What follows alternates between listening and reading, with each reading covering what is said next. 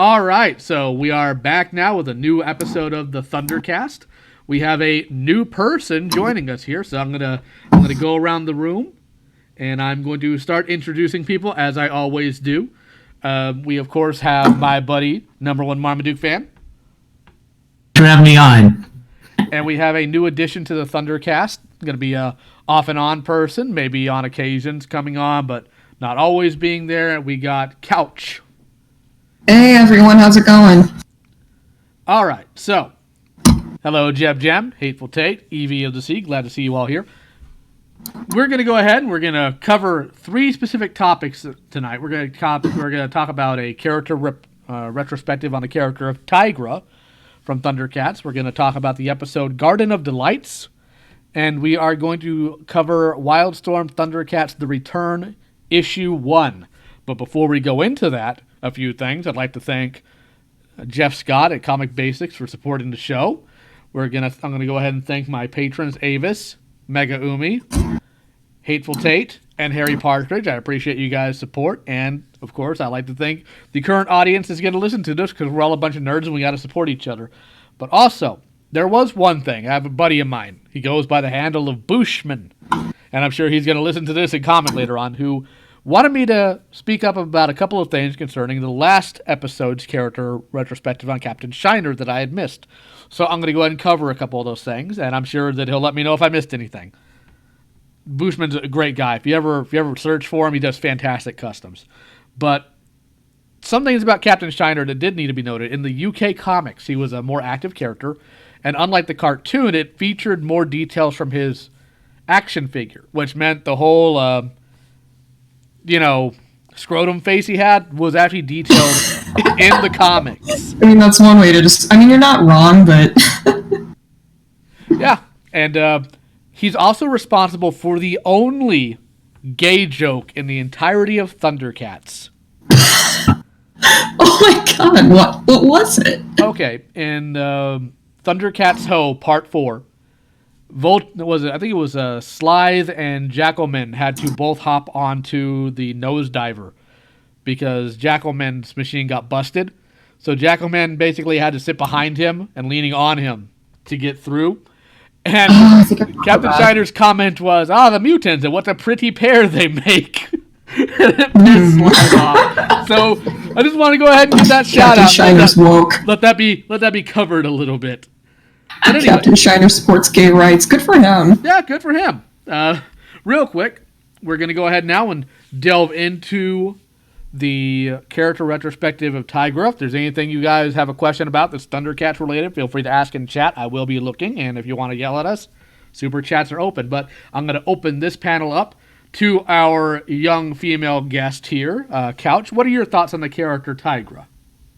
I'm going to be honest with you. When I first started watching the show, I didn't necessarily dislike Tygra, but for some reason, I just never really connected with him. Like, nothing about his character really kind of jumped out at me and caught my attention. But now that I've been watching the series as an adult, I'm really starting to like him. He's a very interesting character.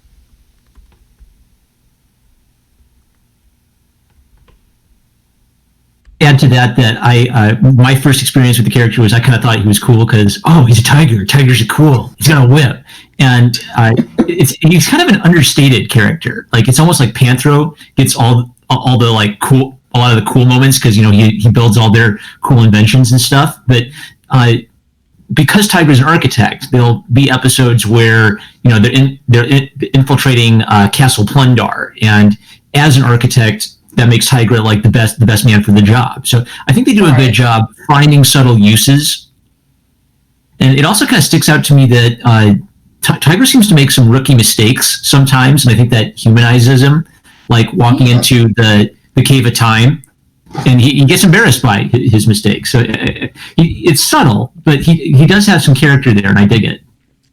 Right, yeah, especially since he's kind of supposed to be like the really calm and collected one that kind of knows exactly what to do. It's really interesting that in the show they have him make so many mistakes, and I think it was a really good move.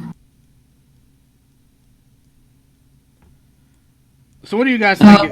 Go ahead. Sorry, I didn't mean to interrupt. Oh no, I was literally just going to ask you what your thoughts were. I think Tygra is an interesting character just in general.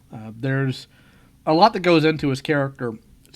The voice actor for Tygra, Peter Newman, said that he wanted Tygra to be a real man's man, but when he wound up listening back to it, he's like, "Man, I voiced the nerd."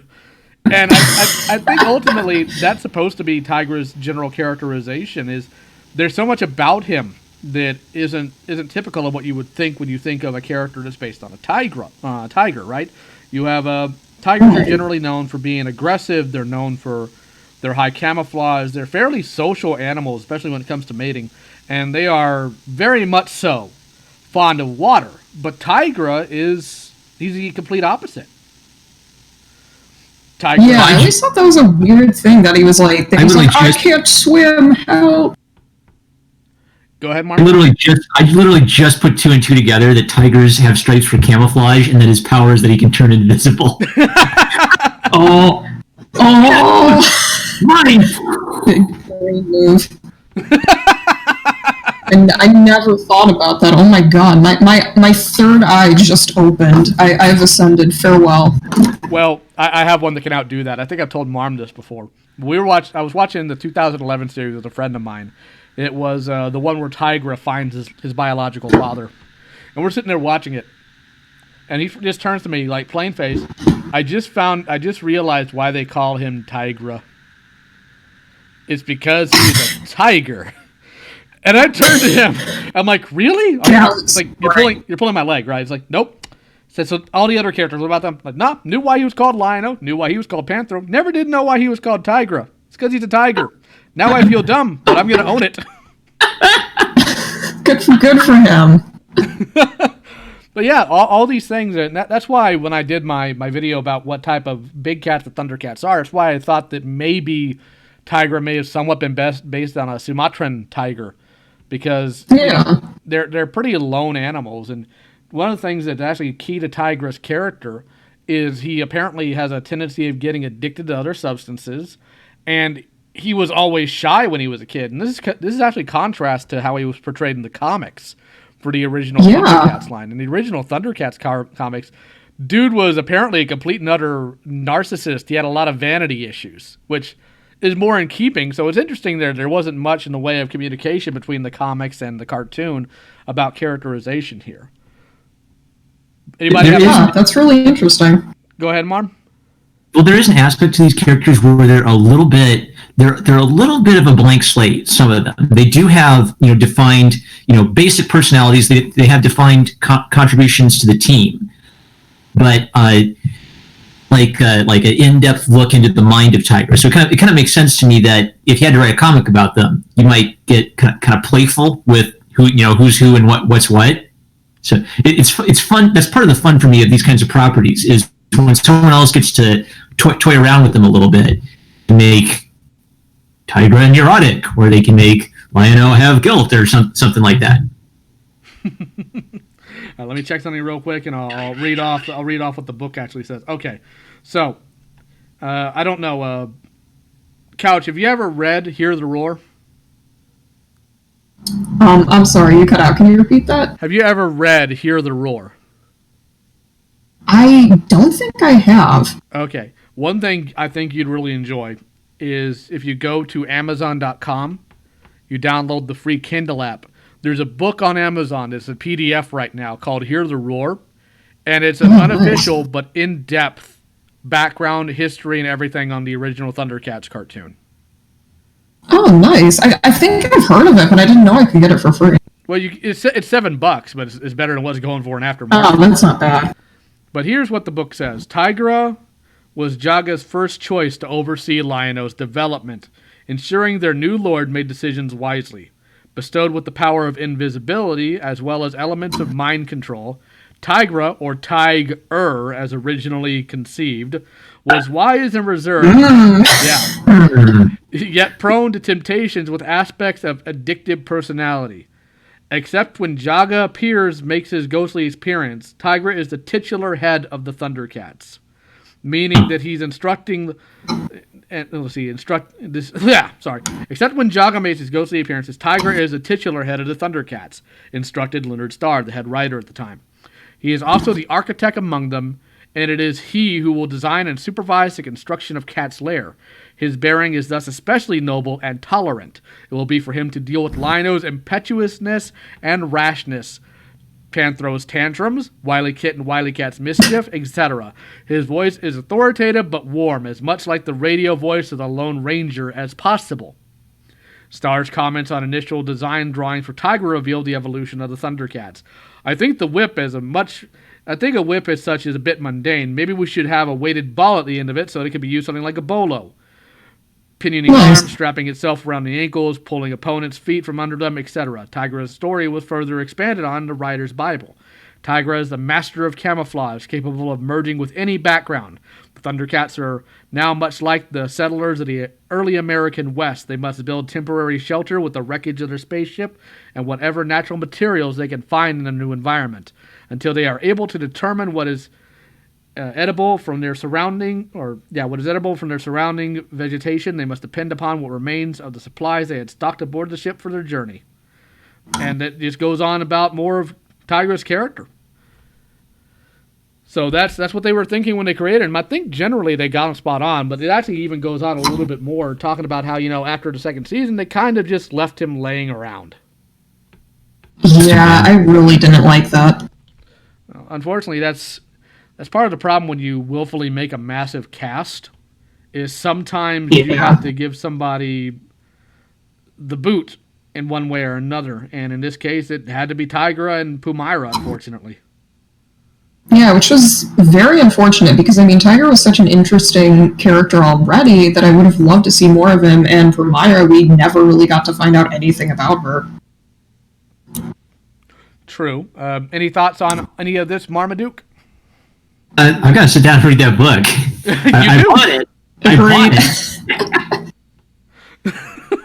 It's great, kids. As it sits on his phone unused. Kindle's a great app. It changed my life because I used to be a book hoarder, and then when I realized 90% of my books I could get digitally, then it's like, yes, I'm free. I don't have to carry these around anymore. Stormblitz has a question. If Tygra can go invisible, how come they don't use that ability that often? Two reasons. One of which is Tygra's invisibility is tied directly to his whip. So the whip actually does have a charge to it. It can only last for so long. And in one episode called Out of Sight, he actually used it to turn himself and Nada from the Warrior Maidens invisible and broke it. So they were invisible the entire episode. So they actually wrote in the reason why. That was actually a really funny episode. It was great. But they actually did write a reason why he wasn't invisible all the time. So any other thoughts on Tygra before we move into the episode discussion? I think we're going to get a good chance to talk about Tygra during the episode. Yeah. We're all looking forward to it. Garden of Delights, baby. One of my favorite episodes for season 1. I think if there's any episode anybody randomly remembers from Thundercats, it is Garden of Delights. But as that being our segue, Couch, why don't you go ahead and tell us your thoughts on Garden of Delights? Garden of Delights, it was just it's just such a good episode. It has the right balance of seriousness and comedy. Because, there's the part, where Tygra steals the sword to, fuel his cantaloupe addiction. I don't know what those things are supposed to be. but then there's a great scene where Snarf is complaining to Panthro while he's cleaning Tygra's room about all of the... I'm just going to call them cantaloupes because that's what they look like. Is everyone okay with? Yeah. That's cool. All right, so Snarf's cleaning up Tygra's melon peels, right? Yeah. And Panthro comes in, decides to look for him, and he walks by Tygra, and Tygra's just sitting on a tree, chilling, minding his own business, biting you a nice fresh cantaloupe. And Panthro's like, where were you? They're just like, I'm just having a little snack. Oh my god, I almost fell out of my chair. I was dying when I rewatched that today. Well, I'd offer you one, but this is my last one. This is my last one. The way he says it, too, is just like, oh my god, he is so blazed. what's interesting about it to me is it's a great PSA. Why it has all the charm of a goofy PSA episode while actually being the fact, kids. yeah, I swear I won't use drugs, Thundercats, I swear. But it is kind of like it's a representation of drug addiction in that he feels, jubilant, he feels like he's flying, he feels great, becomes addicted, and it captures that kind of corny charm of him acting like an idiot. Like any child could watch that and understand, that the fruit's making Tygra act like a moron. I also wanted to add this, maybe it's because I'm an art history geek, but I connected it to the really weird, famous painting, The Garden of Earthly Delights, which is kind of like if completely insane and they painted Adam and Eve. That's the Garden of Earthly Delights. So, have you guys ever seen that painting? Yeah, I don't think so. Years ago. Couch, have you seen it?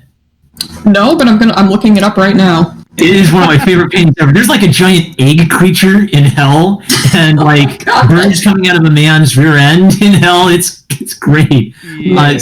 Don't look at it before bed when you're a kid. I'll put it that way. So I kind of made the connection that if Garden of Delights is named after the Garden of Earthly Delights, then that would add kind of like an Adam and Eve vibe to the tempting fruit. And it would add something to like the insane, like psychedelic aspects of it. Mm-hmm. Oh, it looks like our friend Stormblitz has another question for you, Lyle. We do. We have one from Hateful Tate first, and I'm going to read that out here. He had a question about the episode Trouble with Time. So is Thundrillium supposed to be what their oil is called? It's actually more like their gasoline or their fuel in general. That's what Thundrillium is. And no, they did not ever release any Jaga pennies. Stormblitz, yes, technically they did. Not in the vein of like the G.I. Joe or He-Man PSAs, but they did 2 episodes specifically. Actually, no, 3 episodes specifically about drug usage. So, yeah, I guess in a way they did do PSAs, but more directly. Both of them involving Tygra, I think, yeah. 2 of them involving Tygra, 1 involving Vulture Man. Oh, yeah. Forgot about that one. Yep, that is Garden of Delights, not Soundstones.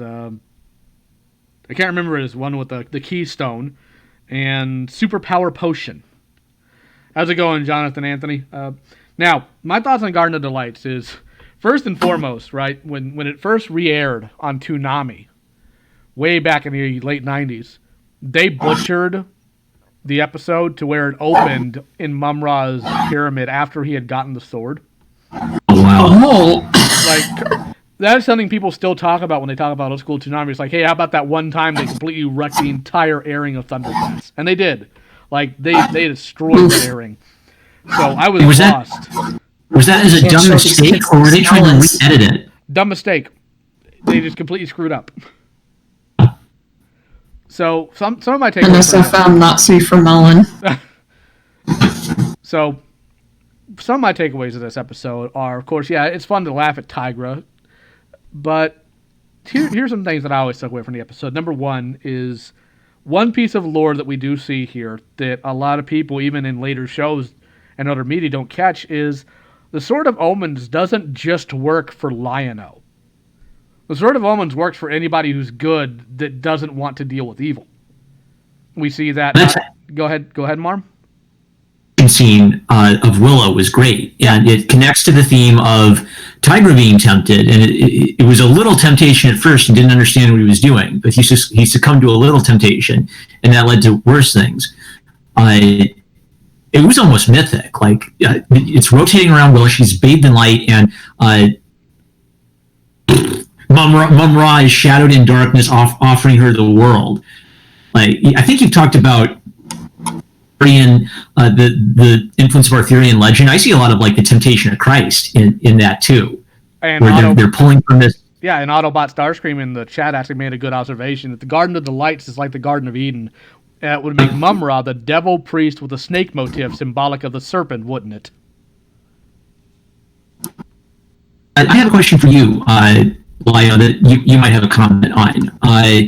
I thought it was interesting how the worm was leaving behind the sparkling sludge, and then the flower, whatever her name, what was the name of the flower? Silky I fruit. think her name was Silky. Yeah, Silky. Silky. Okay, so I thought, well, is Silky connected to the worm, and then Mum-Ra is using that, or is Mum-Ra just creating an illusion?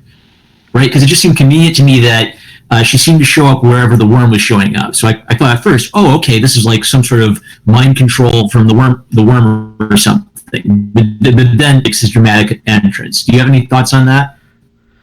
Well, as far as that goes, I think that Mum-Ra in general will use whatever he can to get people out. And I think in this case he was using Tygra's obsessiveness with finding something, or a single-mindedness in dealing with situations, to find him in a state of vulnerable weakness in which he could tempt Tygra. Because Tygra's pretty level-headed. So if you get him isolated from everybody and stuck underground, and you offer him food when he's trying to find something, you might be able to catch him on an off moment. And I think that's what Mum-Ra counted on, and that it was just letting the fruit dict him. But not only... that would make a lot... Go ahead. Oh, sorry, you go ahead. No, go ahead. Oh, no, I was just saying, like, that would make a lot of sense, because I didn't really get that in the episode. Like, the worm's there, Tygra's following the worm, and the worm's just kind of gone. Like, where'd he go? Well, there's some aspects of this where, because they're just coming up with like this whole fantasy universe, there are lots of open questions that probably just never get answered or never even like explored. Like there does seem to be an aspect where I'm never quite sure what Mum-Ra's what his power level is, and like how that might change from episode to episode, which actually it gives them the flexibility to from episode to episode have kind of weird and different things happening. I don't think they're looking at it like a George R. Martin, where they have to build every little part of the universe to be concrete and logical and fit all together. It's a much more fun, somewhat random universe where they're bringing in interesting, bizarre things. Well, the funny thing is, Mum-Ra does have certain levels of power he can achieve, and the video I'm doing this weekend about the destruction of Thundera is going to cover part of that. The sword he winds up getting a hold of in the second season is the weakest magical sword in the series, but it's still capable of the type of destruction that people aren't used to seeing in these type of series, and I'll leave that little bit there to you. But I saw other things too when looking at it. Not just the fact that the Sword of Omens can be used by anybody that's good. And you see that not only in this episode, but you see it in a couple of others as well, with other Thundercat characters using it, not to the same effect Lion-O can, but enough to get evil things to piss off and go away. But there are also other things I got from this. Is number one, Panthro's statement about ingenuity and the best time to plan for a rainy day is when the sun is shining. Always stuck in my head, because it's a really good moral, really good lesson. But also, when Tygra came to his senses and was ashamed of his actions, his friends didn't just pile on him and didn't make fun of him. They're like, "That wasn't you, Tygra. That was somebody else. That's not you." So they recognized that, forgave him, and everything else. But you also see that Mum-Ra is so stubborn and obsessive with the weapon that he forgets there's one simple rule that it won't break regardless of who's using it. And that's what winds up becoming his undoing in it, because the sword still can't be used for evil, even if another good person is using it. So that was a lapse in Mum-Ra's judgments, which shows me no matter how much this guy can plan, he's going to screw up because he lets dumb things get in his way. And it's a good foil for a villain, even one like him. He overlooks obvious things about his enemies. Yeah, very obvious things. Like when they were going to have the battle where Willow was going to try to kill Lion-O, who came to the rescue? Who came in with the claw shield and all that? Snarf and the twins, right? Yeah. Why didn't Mum-Ra address them? And this is a consistent issue. He's always ignoring them because he doesn't think they're a threat, and then they turn around and they wreck him 9 times out of 10. Yeah. So, oh, by the way, how do you guys think that Monkeyan was able to get the sword to Willa if he can't wield it? Well, the Sword of Omens, it all depends. It reacts so strongly to Mum-Ra, right, negatively, because Mum-Ra is literally the embodiment of evil in Third Earth. The only thing that he answers to on a higher level of evil than him is basically the stand-in for the devil in the series, right? Right, so the sword has an extremely strong negative reaction to him because He's literally fueled and kept alive by evil itself. Monkey, on the other hand, while still a villain, at most he's woefully incompetent in the cartoon, right? So you'll see other villains hold the sword, but they're not actively trying to do anything with it, so the sword has no reason to attack them or fly away. And we'll see this in another episode, the one that Tyler and I keep talking about, the mountain. The sword doesn't tend to do anything if you're not on Mumra's immoral level until you're dumb enough to try to use it. So that's how he was able to do it. He just picked it up and ran with it. From the same part of the episode, I really liked the animation when Willa fired an arrow right past his nose. I'm starting to notice like cool little animation moments. Yeah. Oh yeah, that's one of the things I really liked about the Warrior Maidens in general. Is just they were clearly technologically inferior to the Thundercats, but they never caused either side any issues. And you didn't dick with the Warrior Maidens unless you wanted to get shot in the face with an arrow. It's also a good use of them to supplement this episode, where we saw them, a few episodes ago, might have been in the last one, and it's nice that they bring them back to cameo in other episodes, because it's not like, oh, we came up with that idea and now we're discarding it and forgetting about it. The world feels more rich if we see some of these side characters return from time to time. Mm-hmm. And Stormblitz says, I kind of noticed there are multiple items and or weapons that can't be used for evil stuff. Yeah, that's a pretty common trope in fiction, depending on the fiction. But again, at least with Thundercats, they tend to keep it fairly consistent in how the sword generally reacts. In Pumra, it shot lightning down from the sky to just, wreck Mumra. And then here it's flying all over the place and trying to wrench itself from his hand. But with Monkey in it, doesn't do anything. And then later on, when Jackalman gets a hold of it, all it does is take him for a ride into the air because he's not smart enough to let the thing go. But I'm going to go ahead and read off some information here about the show, about this episode that you might find fascinating. Garden of Delights is somewhat of an oddity. Commissioned before script editor Peter Lawrence was established in the role, it raised more than a few eyebrows among the cast and crew, given it's an obvious use of allegory for taking drugs, specifically hallucinogenic substances. While the episode has some redeeming features and a very effective subplot, the scenes with Tygra flying in his addicted state are rather silly, and it seems as though scriptwriter Barney Cohen was more interested in shocking the various parental groups in America during the 1980s than writing ineffective storytelling. While one of the undeniable strengths of Thundercats was its mandate never to patronize children, the Garden of Delights feels more gratuitous than revolutionary. That said, given the drug references were subtle enough to slip past the series psychologist Robert Cuisis, and indeed the network census, it is likely few children would have been aware of any such subtext or inference. I was, so that's not true. And therefore the episode's integrity as a piece of children's television remains reasonably intact. Tygra's addiction to the hallucinogenic fruit is not only the most contentious aspect of the script, but it is also the least necessary and least believable, as Tygra is always portrayed as the most responsible Thundercat, even given the title of head of the Thundercat Council by Jaga in a previous episode. It seems odd that he would be so easily seduced by Silky. The Garden of Delights does, though, offer some enjoyable moments. Willa makes a welcome return, providing an opportunity to learn more about the Warrior Maidens and their growing trust and support of the Thundercats, and it's rewarding for Mumra and the mutants to finally get their hands on the Sword of Omens, albeit briefly. Mumra is well written in this episode, with a portrayal that leans firmly towards a more threatening persona. The scenes where he rants at Willa in the Black Pyramid give him a well-deserved air of menace, and while his plan is not without holes, chiefly that his attempted corruption of a pure Willa would surely make her just as evil as him and therefore useless to command the sword, it all adds up to some enjoyable actions. Additionally, there is a great Thundercats ho call from Lion-O in the episode, and on the whole, the art direction continues to improve aside from the short scene where Tygra eats the fruit, despite his mouth going nowhere near it.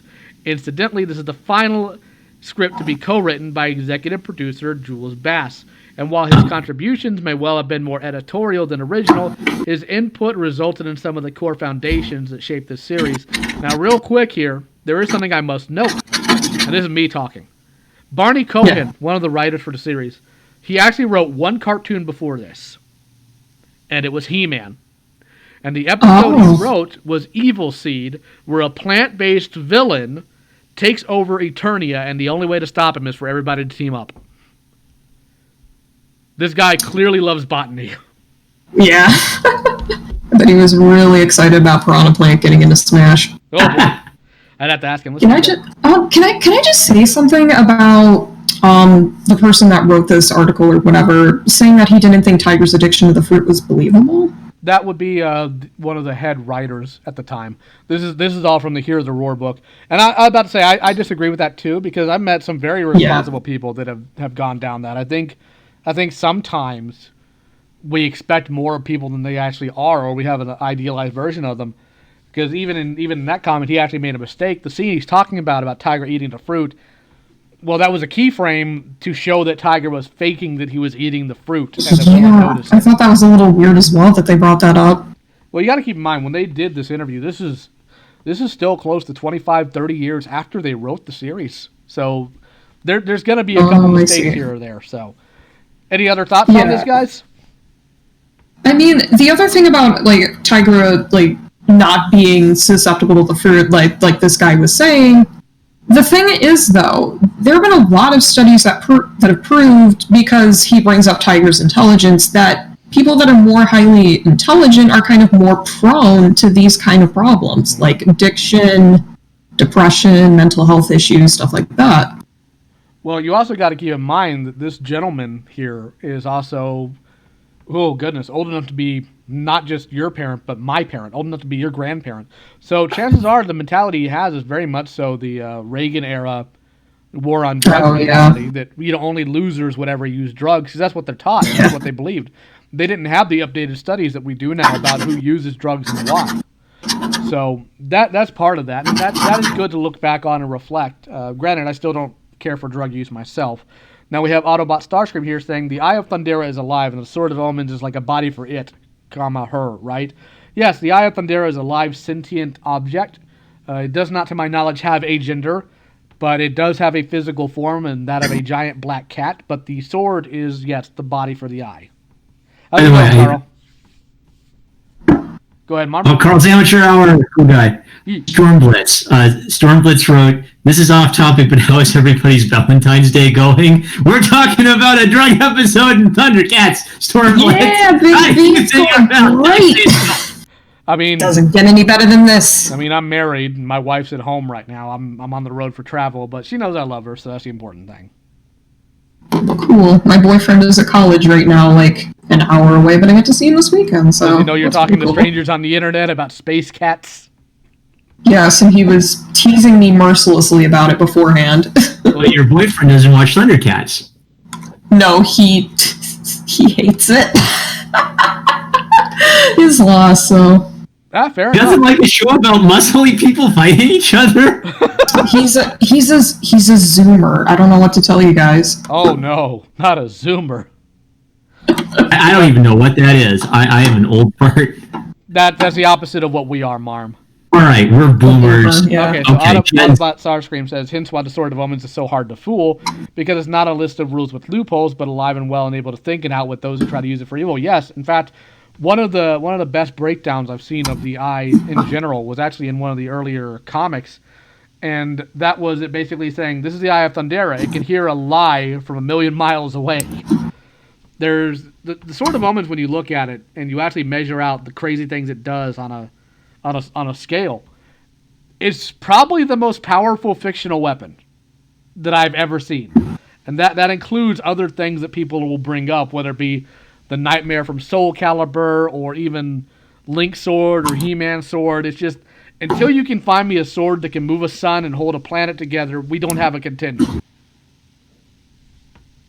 Because the Sword of Omens can do that, because the plot demanded it, and it stepped up to it, and nobody sat and thought, did we make this thing too powerful? The answer is no. Did you ever do a breakdown of that Death Battle episode of He-Man versus Lion-O? No, that's on the docket, but what I want to do before doing so, right before we go into comic discussion here, is I want to be able to have in my hand, one way or another, whether it be digital or physical, every single He-Man comic, watch every single He-Man cartoon, make my own list of their feats and abilities, because Death Battle did such a botched job on both sides of that equation that there's no way they reached a general consensus about who would win that. It does have a bit of a Wikipedia problem to it. Matter of fact, years ago, back when Death Battle first fell, Ben Singer's page on Facebook wasn't a a page. It was his personal profile. And I asked him on his wall, you forgot 2 specific powers the Sword of Omens has that it uses demonstrably in the series. Why didn't you use them? And he responded with, Thundercats is 130 episodes. We do not have time to sit there and watch every episode. Boom, there you go. So you can't demonstrate what the feats are from the franchise if you don't know. You can't expect everyone to read 40 years from a show. Yeah. Plus, you have to ask yourself the most important question of all regarding this. Why would they be fighting each other at all? They're both good guys. Well, go ahead. It's tapping into that dumb fun thing where you're in the playground, you say, "Who would win a fight between Superman, Goku, and Harry Potter?" Okay. In answer to one thing, we've been discussing this since I was a kid. Secondly, Superman, and thirdly, here's where I think Lion-O would have the advantage, other than an actual combat experience, because He-Man doesn't really have much. Unfortunately, is the Sword of Omens has one key power that would make He-Man completely moot as a point, and that's its ability to break and reverse other magics. And we see is that He-Man or is that Lion? Is that He-Man or is the Sword of Omens that has that? Sword of Omens. You'll see later on that it reverses magic from Mum-Ra, magic from other things. It breaks other spells. It breaks technological binds. It breaks mind control. It breaks all these things and reverses other transformations, whether it be based on technology, based on magic, or based on science. Power of Grayskull, unfortunately, is actually very limited. One of the episodes I mentioned earlier, Evil Seed, the Power of Grayskull needed help to battle Evil Seed. The Sword of Omens never needs help to battle the evil in its general area. So, comparatively, the Sword of Omens doesn't have the same limits the Power of Grayskull has, which means the Sword of Omens is likely able to reverse its magic. Meaning you wouldn't be fighting He-Man, you'd be fighting Prince Adam. Oof. Well, that's going to make it interesting when we talk about the comic. Yeah, because then there's some questions of what are the powers of all this stuff that the comic raises, I think. Hold on. Want to answer Autobot Starscream? Snarf is actually not a feline species. And here's how I know Snarfs aren't felines. Because Lion-O, as Lord of the Thundercats, has the power to command other cats. And he has several times told Snarf to do something, and Snarf told him to piss off. I mean, you're right. Not quite how I would have defined it, but yeah, I get it. Well, again, Snarf's mentality is, I am your daddy. I am your father. I'll do what I want. But let's go ahead and segue into the comic here. Couch, tell me about your thoughts. Sorry, just had to get that out real quick. I know. I will preface this. I will start with the things that I like about this comic. The one thing that The Return does very well is it makes you feel uncomfortable. Like, as soon as you open the book, as soon as you see Snarf, who basically looks like a walking corpse at this point, because of the art style, you get this just sudden feeling of dread. You know that something is terribly wrong. Mm-hmm. Yeah, that's really just kind of like my opening thoughts on the comic. And also, I will say this. The art style in this issue is absolutely gorgeous, in my opinion. It is probably my favorite artwork out of any Thundercats comic I've ever seen so far. But I can't really give it that much credit because I feel like the mood of it with the kind of muted colors, while it fits the story, doesn't really fit in with the show. Yeah, I don't disagree on that one. I think that was a trend of the era that's kind of unfortunately even spread to today, is people wanted to move away from the bright colors of the 70s and the 90s towards a more realistic colors while forgetting that part of the fun of comics is the bright, colorful world you can create, and it creates contrast. It lets things pop a bit more. I think it's better to think about comics more as a series of little paintings rather than think of every page as like this big whole painting that has to be unified. Right, yeah. You like the drawing style, right? It was Ed Benez on pencils and Joe Pimentel on inks, and it was mostly the color palette that wasn't working for you?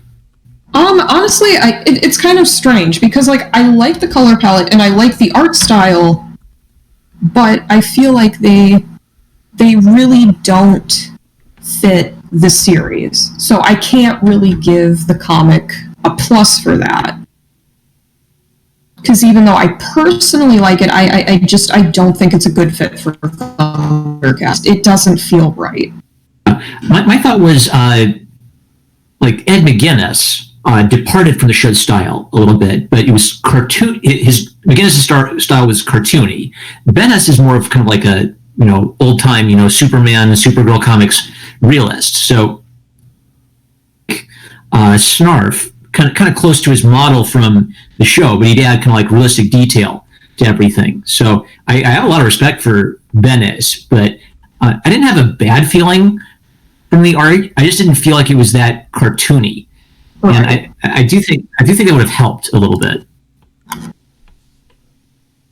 How about you, Lino? No, Lio Conway. You're not Lino, you're Lio. Lionel, he's here. Maybe one day we'll get Larry Kenny on here when his schedule's not booked. But I like the art style in general. I think it's very well done. My issue is the story. Because when I watch Thundercats, especially considering this entire series, this point is to be a continuation of the cartoon. I don't watch Thundercats for grim dark. I don't watch Thundercats for wanton destruction, sexualization, unreasonable violence for no purpose. That's not what I watch Thundercats for. I watch Thundercats for good storytelling, good world building, and good fantasy. And I think that this was too far in the direction of grim dark. And some of the things also just don't jive canon-wise with the series. And obviously we can't talk about too much of that without going into spoiler territory for the next few issues. But the art style in and of itself I'm okay with. It's the content of the story that troubles me. If they had put this guy on Reclaiming Thundera, the previous 5-part issue series, it probably would have been fine. Probably wouldn't have had an issue. But it's the story that muddles everything down. And I think the characters throughout the show or throughout the series at this point are so far departed from what they originally were that it doesn't make any sense. Right. Here's a question: do you think the content could be saved with different execution? Because I get the vibe. I understand completely why people wouldn't like this because it's such a tone shift from the show itself. But even the previous comic.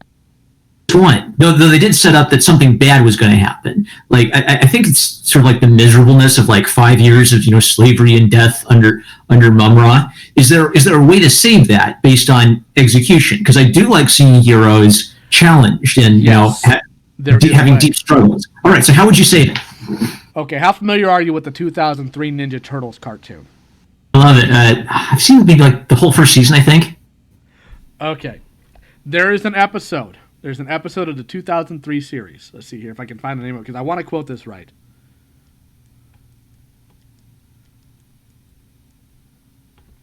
What happened was... hold on. There's a character... I was going to say, go ahead. There was a character called the Time Lord, or Time Wizard, right? Who wound up getting combined with some guy named Drago, who was a villain. And he sent the Ninja Turtles into alternate universes or timelines. And in Donatello's timeline, or in his episode, he sent him to a future ruled by Shredder. And keep in mind, in the 2003 Turtles, Shredder wasn't just some guy from Japan. He was an alien warlord. So Earth was desolate and destitute. Splinter was dead. His brothers hated each other. Raphael was missing an arm. All these sorts of things, right? So what they did was they challenged Donatello to deal with the grief, deal with what's going on here, defeat Shredder, and then he's returned back to his own timeline where things are reset. That didn't happen at that point. Donatello remembers everything and still rose to the challenge and dealt with those things, but it wasn't an issue ongoing any further. I think that's how one way you can do that, to where you can have, as much as most people don't like this, something in the vein of a reset button. I think there are ways to do it. Okay, so one thing about that is Mum-Ra is an evil character. Mm-hmm. For have Mum-Ra win that way. I mean, it fits with Mum-Ra's character that he would be evil and like remake Thundera in his image and be a tyrant, right? And yeah, I don't think Mum-Ra is like a cheesy, villain who feels bad about his villainy. But if you get to the point where he's doing that, it's sort of like he's broken something for the Thundercats. Like the Thundercats would never be able to bounce back from that. Mm-hmm. What do you think, Couch? Honestly, I kind of agree. I think in terms of the Thundercats being able to bounce back, I think the return took them to a place where it would just be kind of unrealistic.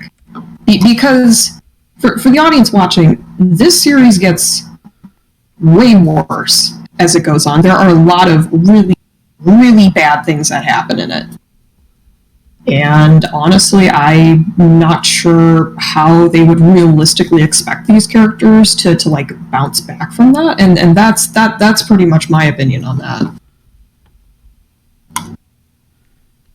I think there is something to be said where, like, because the Thundercats are sort of Saturday morning cartoon characters, you can have them face evil. You can have them overcome tragedy. But it does kind of break the immersion if you go Game of Thrones with it.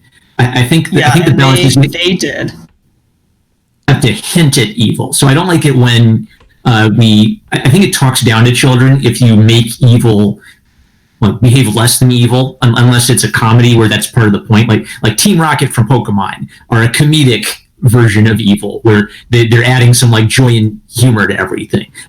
Because Mum-Ra is evil, I think it's important for us to understand that and see him do. But when he essentially enslaves a whole race for 5 years, that is a complete tone shift from everything else that's come before. Right. Yes. And not only that, it's not things that Mum-Ra hasn't done before, I'm sure, in the canon of the original show, as far as things he's done in Third Earth before the Thundercats showed up. But the entire point is the Thundercats are a constant challenge to his evil to stop it from continuing. And the things they do in the series for the return break so much of the actual canon lore that it just goes on to dark, edgy fan fiction territory with not really any substance. There's nothing you can gain from it. There's no real entertainment you can get. You just leave it depressed. And even BoJack Horseman, as depressing as that series can be, has entertainment value to it beyond that. This doesn't. For the lore, are you speaking to Mum-Ra overwriting the Book of Omens somehow? Yeah, and the Sword of Omens, Sight Beyond Sight, things like that, because Mum-Ra has been given the ancient spirits of evil's full power before. Mum-Ra has been a literal world buster before. But he's never had this type of power. They never tell you how he did this. They just said, I rule over the ancient spirits now. How? They're your power source. If this computer right now is plugged into the wall socket, right? It's its power source. This computer can never outdo the power source it came from and continue to function. That's not how things work. Even when it comes to things like this in fantasy, it doesn't make much in the way of sense. There was a time when Mum-Ra got a hold of something called the Golden Spear of Set that allowed him to become more powerful than the ancient spirits generally allowed him to be. But even that didn't allow him to override them. Yeah, I think that's a big problem with the return, is they'll show you all these really shocking things like, these characters are enslaved. Mum-Ra took over, and this character's dead or whatever, and then they don't elaborate on it. They just kind of cream pie you in the face with it, and just expect you to deal with it and feel like they don't have to explain themselves. And unfortunately, this is one of the problems I have with people who do what they think is making a concept more mature, more adult. This isn't an adult comic. This isn't mature. This is a 15-year-old's thoughts of what maturity is.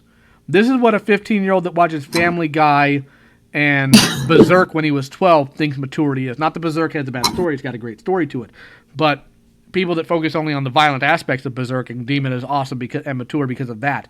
That's what the return is. And it's just, it's devoid of any real insight into the characters themselves or how they operate or anything like that. And part of the issue I have is not only is it something that allowed to exist in this series, but Dan Norton, who worked on Thundercats during Wildstorm, was going to incorporate it into the second season of the 2011 series. The same concept was going to happen. Lion-O was going to go into the book to train for 5 years, which in and of itself, I guess, is fine.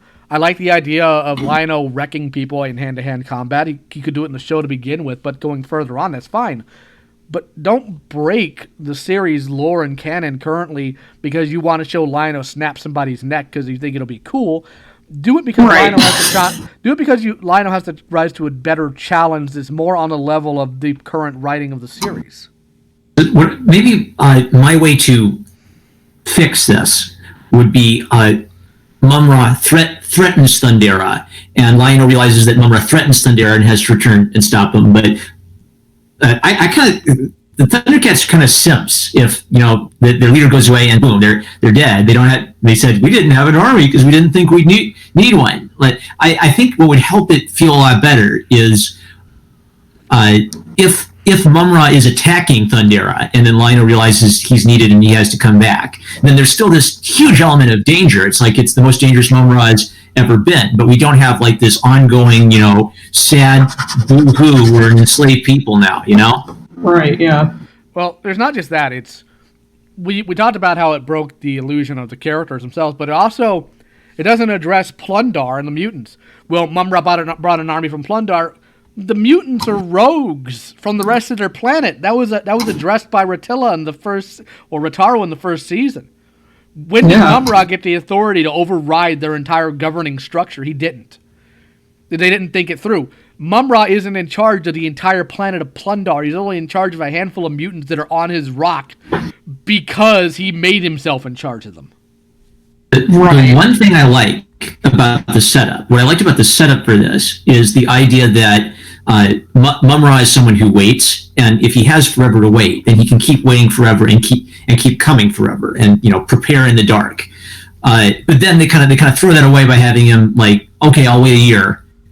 He can wait forever, but he waits a year, and then he sets his evil plan in motion. Right? I like the idea of a villain conspiring in the background patiently.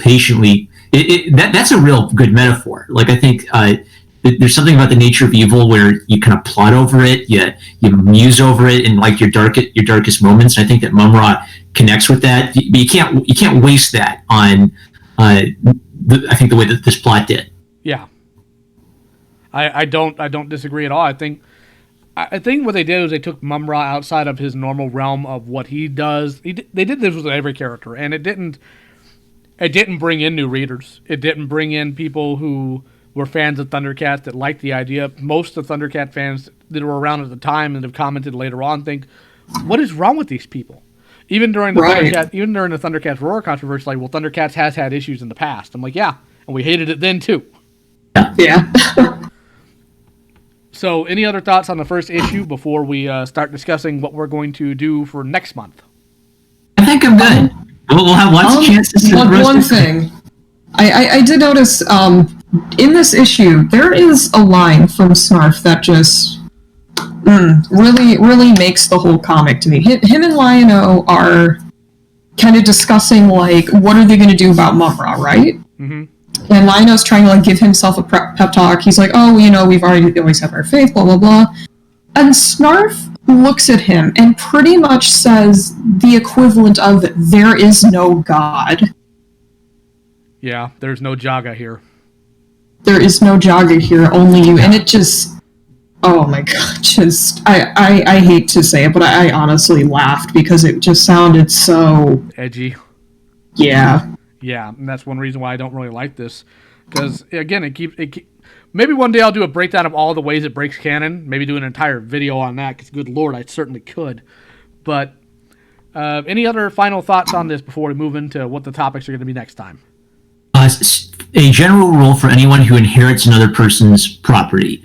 It is possible to take something in a new direction, but you have to respect what has been established before you come to it, because these are not your babies. These are someone else's babies, and you've been given the blessed opportunity to do something with these characters. So to respect that, I think you have to like such a deep appreciation of the source material that you kind of know without even having someone explain it to you what is consistent with what's coming. Mm-hmm. What about you, Couch? Actually, I did have one thing. Just a really quick thing. At the end of the comic, we kind of see what happened to the Thunder Kittens, and I'll be completely blunt with this. I absolutely hate it. I think it's absolutely disgusting. Yeah. Gross, sexist, vile, gut-wrenching. Yes. Just immoral. Yeah. I agree. I completely agree. Not that I'm adverse to them growing up, but just, Wily Kit grew up and now she's a sex slave. Fantastic, because that's what she's got some big Gahanaga hooves on her, and it's like, no, I don't want to. No, please don't. So I think I heard just some guy mention that this hints that they're sex slaves. Is there any kind of like? He calls her. He calls her his concubine. Hey, that's another thing where I don't think that Mumra doesn't strike me as that type of a villain, right? Like if you're an ancient evil spirit, well, a slave of the ancient spirits of evil, that concubines is kind of like a Genghis Khan villain sort of thing. I think it's a different vibe. Plus, it's like he's always like hated the Thundercats and been disgusted by like why all of a sudden does he want to use them as sex slaves? Like, right. It doesn't make sense. Which my friend Michael French of Retroblasting, who hates Thundercats, has always said, it's like, this guy must not have been a very good Egyptian if he hates cats. Well, he wasn't a very good Egyptian. All right, so let's go ahead real quick. By next time, I'm actually going to have what is it called? Sideshow Collectibles Lion-O statue in. I'm going to give an honest review of it. I decided to go ahead and pick that thing up, despite how horrible I think the images look. But I was really impressed with their Mum-Ra statue. And I decided to give Lion-O a shot. And if I don't like it, maybe I'll destroy it. I don't know. But, yeah. Yeah, that's a commitment. It's a $400 commitment, so I'd probably just sell it. My wife would murder me if I just broke it. But here's the thing: there are some Thundercat things coming out. Check your comic stores and GameStop for the Funko Savage World Thundercat toys. Just be careful of the legs on them. We don't really cover much in the way of merchandise here, because I'm far more interested in the fiction than I am the toys, and that kind of makes me something of a pariah in the boomer field of 80s stuff when it comes to me. But next time we're gonna cover, let's see here, pull up my handy dandy list of literally every Thundercat episodes that I keep loaded on my phone, because I am a unabashed, unapologetic nerd. So let's see. Next one is Mandora the Evil Chaser. Yes, we're covering one. Yes, we are covering that episode. We are covering Thundercats The Return episode, or issue 2.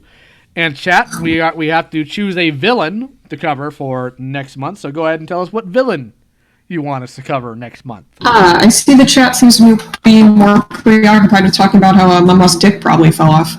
Well, yeah, he probably also got his heart and brain removed, which explains some of his actions. Thank you, Kanye. Very cool. Doggone it.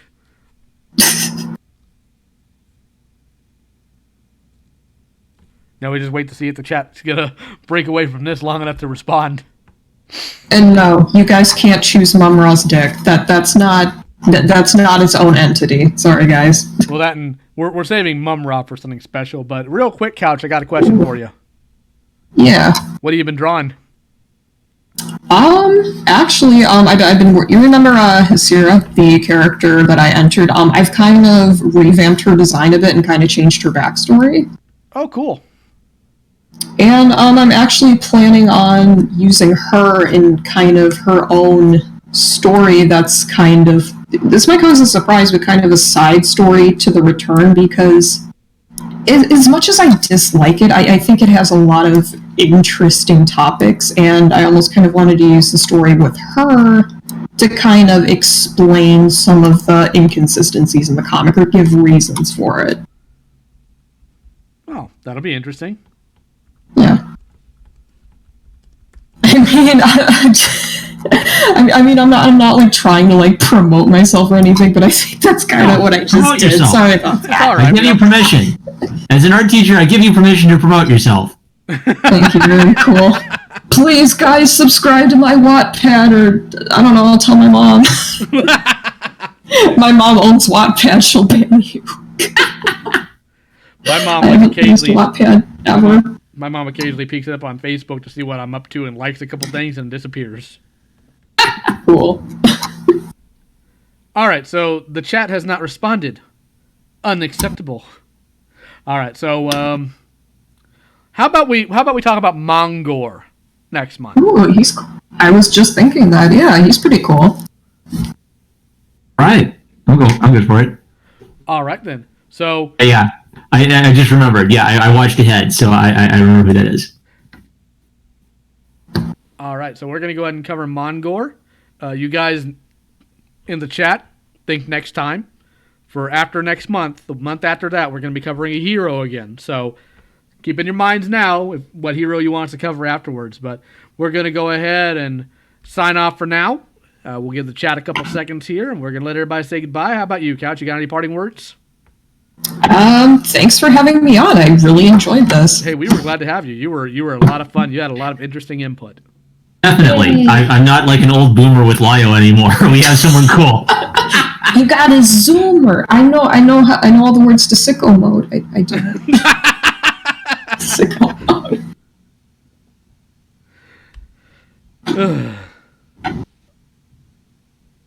How about you, Marm? Any parting words?